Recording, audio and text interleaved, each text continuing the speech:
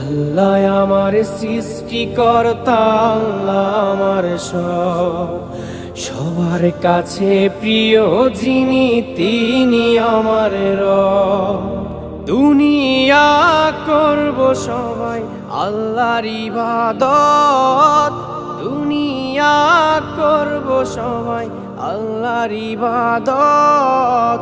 সব কিছুতে দিবেন তিনি তারি রহমত, সব কিছুতে দিবেন তিনি তারি রহমত। আল্লাহ আমার সৃষ্টিকর্তা, আল্লাহ আমার সবার কাছে প্রিয় যিনি তিনি আমার রব।